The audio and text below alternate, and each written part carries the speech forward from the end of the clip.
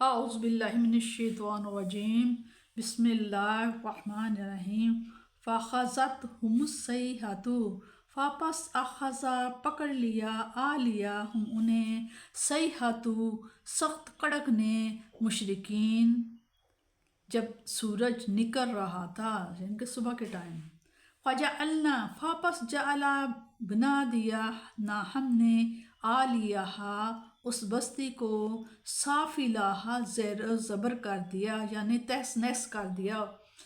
حضرت جبرائیل علیہ السلام آئے اور انہوں نے اپنا پر زمین میں ڈالا اور اٹھا کے اوپر سے نیچے ساری بستی کو برباد کر دیا۔ فجعلنا پس ہم نے ان کی بستی کو زیر و زبر کر دیا۔ وَأَمْطَرْنَا اور ہم نے برسائے اور امطر برسائے نہ ہم نے علیہم ان پر حجارتاً پتھر من سجیل جو کنگریوں والے تھے نوکوں والے تھے، اور ہم نے برسائے ان پر کنگریوں والے پتھر۔ ان بے شک فی ذالک اس میں لا آیات ضرور نشانیاں ہیں للمتوسمین غور و فکر کرنے والوں کے لیے، اس واقعہ میں عبرت کی نشانیاں ہیں غور و فکر کرنے والوں کے لیے۔ وَإِنَّهَا اور بے شک وہ بستی جو تھی لا بسبیل اس کا راستہ مقیم واقعہ تھا، اور بے شک یہ بستی ایسے راستے پر مقیم تھی، ایسے راستے میں ہے جہاں سے لوگ گزرتے ہیں۔ ان بے شک فی ذالک اس میں لا ضرور آیاتن نشانیاں ہیں للمؤمنین اہل ایمان والوں کے لیے، یقین اس میں نشانی ہے اہل ایمان والوں کے لیے۔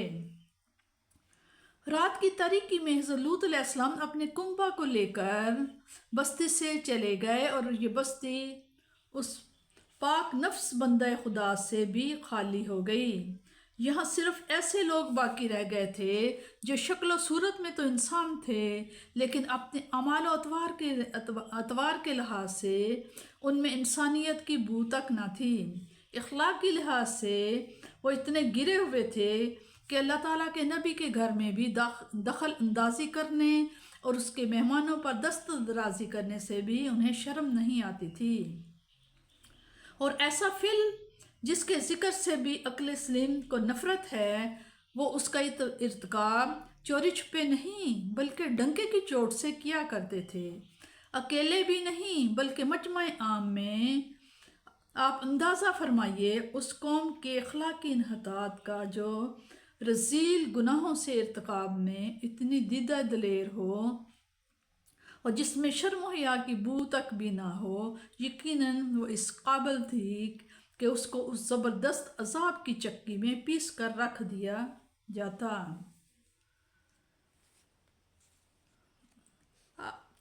مومن کی فراست سے ڈرا کرو، حضور صلی اللہ علیہ وسلم نے فرمایا مومن کی فراست سے ڈرا کرو، اللہ تعالیٰ کے نور سے دیکھتا ہے، وہ اللہ تعالیٰ کے نور سے دیکھتا ہے۔ پھر حضور صلی اللہ علیہ وسلم نے یہی آیت پڑھی۔ ایک دفعہ حضرت انس رضی اللہ حضرت عثمان رضی اللہ کی خدمت میں حاضر ہوئے، راستے میں کسی عورت پر نظر پڑ گئی تھی۔ حضرت عثمان رضی اللہ نے انہیں دیکھ کر فرمایا بعض آدمی میرے پاس آتے ہیں اور ان کی آنکھوں میں زنا کا اثر ہوتا ہے۔